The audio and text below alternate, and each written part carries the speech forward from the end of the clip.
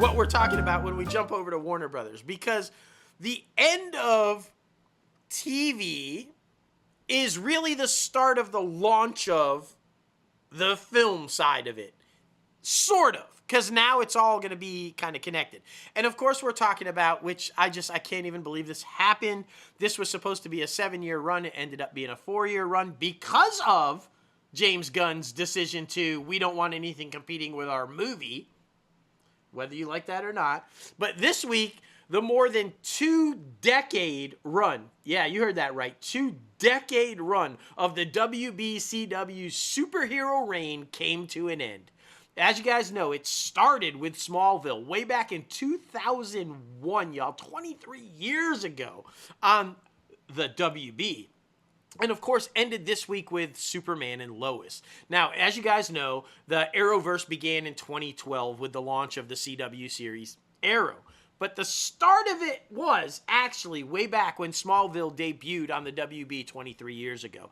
And without that success of that series, it's probably very likely that the Arrowverse doesn't even happen. It's because of the success of Smallville that they even decided to try it again, bringing it to it. Guys, I'm gonna say this. You've heard me say this before. I'm gonna say it again. Smallville, first of all, was one of the best Superman stories ever told, even though it was on television. It was brilliant, and it was, in my opinion, the best television superhero show ever, period, until Superman and Lois. And I'm saying this because when I first heard about Superman and Lois, I was like, fuck no, I'm not going to watch it. I hate it. I hate Tyler's version of it. I don't like Bitsy. They seem stupid. Boy, was I ever wrong. You've heard me say this. Boy, was I wrong. I'm just going to admit it. It was just bad versions on Supergirl, brilliant versions in their own show. And here's where the shocker comes, you guys. Are you ready? Are you ready? Christopher Reeve is always going to be my Superman. And in my opinion, will always be the live action version that is the best. The one that everybody tries to be. But Tyler Hoechlin, right here, y'all. Right here. You see what I'm doing? If you're listening to this, you can't see it, but I've got my finger right underneath Christopher Reeve. Tyler Hoechlin is right there for me, and I never thought anybody could come that close to Christopher Reeve, but he did. In both his performance as Superman and as Clark Kent. And hands down, Bitsy Tulloch, best Lois Lane live action version ever, period. Not even close. Even better than Margot Ritter. Not even close. Best Lois Lane ever. And Michael Rosenbaum, I'm sorry, but there's a new Lex Luthor. Sorry. It's the best version. Michael Cudlitz's Lex Luthor is the best live action Lex Luthor I've ever seen in my life. The man nailed it. All of this to say, James Gunn, you killed this show intentionally to not compete with your Superman. Your Superman better be fucking good, man. It better be like the best shit we've ever seen. Because this show was the best we've ever seen. And I cried. I cried like a baby. I cried through the whole series finale. Whole thing. It was beautiful from start to finish. And the ending, I don't think I've ever seen the end of a show, a series finale, superhero or not, better. It was the perfect ending to a great show. Period. And you said it at the top of the show, and then I want to hear your thoughts on it. They died. Superman died. Doomsday killed him, but he was brought back, just like in the comic books. Blah, blah. This time, though, dead. Like, actually dead. Superman dies. Clark Kent dies. And Lois dies. Gone. Dead. Boop. Over. The sons have to carry on. I thought it was brilliant. I was like, this isn't happening. And yet, yeah, it is. It's happening. They grew old together. Lois's cancer comes back. She dies. He dies of loneliness. Basically loneliness. I don't know if anybody knows this, but he got another heart to replace the heart that Doomsday ripped out of him, and it was Lois's dad's. So it was an old human heart, a 60-year-old something human heart that affected him, and he started to actually grow old, age and he ended up dying of old age, but from loneliness because Lois died first and he didn't have Lois. And he just didn't want to live in a world without Lois. And that is Superman that love story. I can't. James Gunn, I don't know what you're going to do, but man, I don't know how you top it, man. I don't know how you top that shit. Perfect. And I've never been so happy to be so wrong about a show in my entire life. Brilliant to everybody involved in that show. Everybody. And with all of the shows, it really feels like a funeral now. With all of the shows we will be remembering today, we will be remembering 11 series based on the DC characters that aired on the WB/CW over the years. We're going to be talking about Smallville, Arrow, The Flash, Supergirl, Legends of Tomorrow, Black Lightning, Batwoman, Stargirl, Superman and Lois, Gotham Knights, and Naomi. All of those shows throughout the years, honestly 24, 25-year run on that particular network are no longer there. It is kind of crazy. It is weird because you always thought about the CW being the DC television place to be. Yeah. But I mean, with the transition and the way the industry has shifted, it is very crazy that everything's just going to be on streaming now.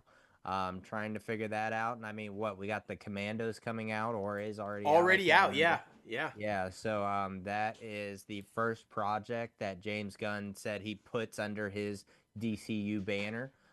So that's very freaking cool. But yeah, I mean, it is the end of an era. That's for sure. It is. And I'm just going to tell you, I watched the first 2 episodes of Creature Commandos. Yeah. It's good. It's good. I'm not saying it's not good. It was entertaining. And one thing is certain, when you watch it, everything that James Gunn has done prior is canon now. Because it references his Suicide Squad movie and things that happened in that movie. And if this is the first official DC Studios project, then it's referencing things that happened in that movie that wasn't. So that's all canon. Peacemaker and his Suicide Squad movie are clearly canon in moving forward. But I got to tell you, I think the new Batman series that was on Amazon, better than Creature Commandos. Harley Quinn, better than Creature Commandos. I'm just gonna say it. I'm not knocking it. I think it was a nice soft launch, as he called it, to the DCU, and and we're gonna see some of these animated characters live action in his movies. But if this was supposed to be the DCU's gonna knock your socks off, it's gonna be better than anything you've ever seen in the past. I'm not convinced yet.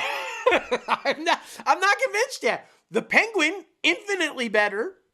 The Batman, infinitely better. So I don't know. That's the thing too. He also came out and talked about how he does really want to keep the Elseworld away from the DCU main timeline. So that's very interesting. In which I get it. You have a specific space for your experimental stuff to tell different stories that you don't necessarily think will fit in your main timeline. But I just think do something else. Bring Batman into the DCU timeline and do something else for the Elseworld.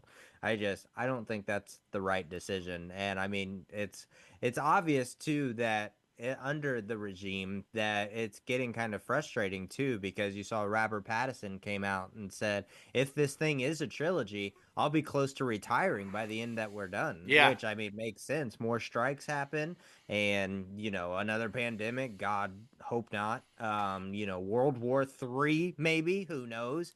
But freaking It seems like the longer they take on these films, the less interested the actors playing the characters get, which is super unfortunate. But I mean, Colin Farrell seems very excited to come back as Penguin. So that's still very exciting, but who knows when we'll get that? I bet it's at least going to be 2 years. So. Yeah, I mean, the next thing we're going to see him in is the Batman 2. Which apparently is getting ready to start filming. So what do you think about this though, because I think that, and I'm a little irritated by it because I'm a huge James Gunn fan, but I'm a little irritated by this. He's biased towards what he's doing.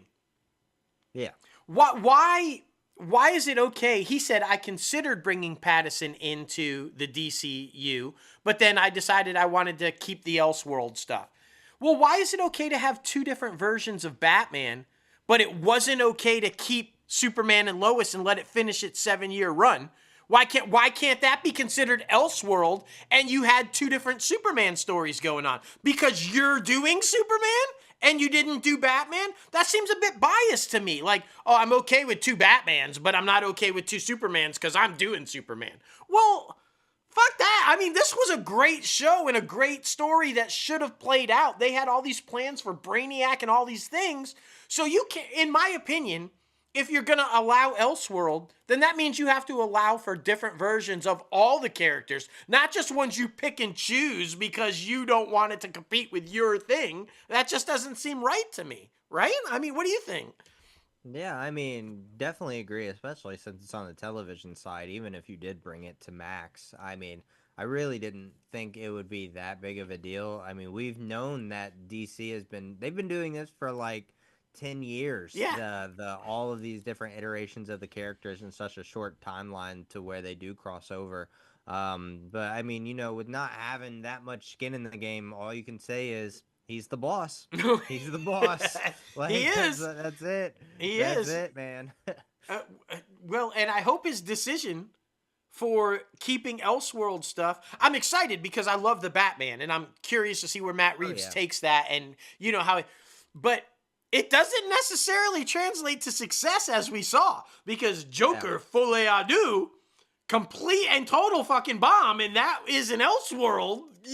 So if you hadn't seen it, because I didn't go see it, and I'm just not sure I want to. But if you want to, we now know it's going to start streaming on Max on December 13th and then debut on regular HBO the next day, December 14th. So if you want to catch it and see if it's really as bad as they say it is, which I think it is, now you can. And again, though, this is a pretty quick turnaround, right? It wasn't very long ago that it was out. Now it's already hitting a streamer. So, but my point being is that keeping Elseworld stuff, is it the right move, or should have you just brought Pattinson's Batman in and rock and roll? I don't know. Right, exactly. It's a very interesting time that we live in, and yeah, to try to figure out how to navigate that, I'm sure is very taxing, especially after you see the numbers and the amount of love.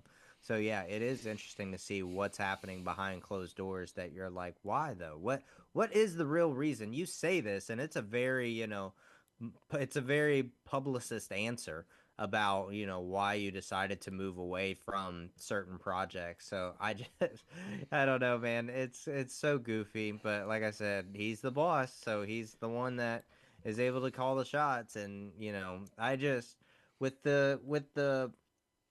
what we're where we're at right now, because obviously we always say DC don't compete, but he's obviously trying to compete with Marvel, and I don't see it happening. I still don't see it happening. So it's going to be very interesting to see where the DC universe actually ends up later down the line. Well, and did you see too? He was very coy with. They were asking him about lanterns, and he said Yeah. it's very grounded and they were like, well, what does that mean? Grounded. We know it's a detective type story, and they're trying to solve a crime, but they asked him directly. Well, what does that mean? Will we not even see them in suits? Will we not even see them dressed up as Green Lanterns? Will the Right. ring be the only? And he's like, well, I just mean grounded. What if there were real Green Lanterns on Earth?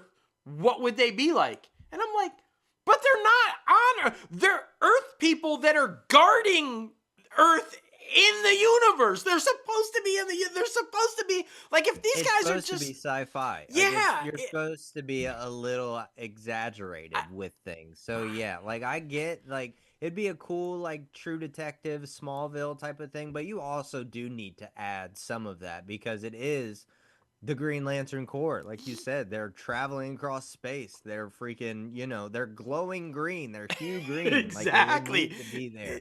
Exactly. They literally have a ring that can do anything that you can think of. And we're supposed to believe they're just not even going to be, they're just going to be in their little suits or their little leather jackets. And we'll occasionally see the ring open a door or something. Fuck no. I want to see the ring do whatever they can think of. And I want to see them in the glory of the suit. Like, that's the whole point, isn't it? Like, I don't know. Yeah. I was feeling really confident about James Gunn, and now I'm skeptical. He's gonna have to win me over now. I'm sorry, he's gonna have to win me over.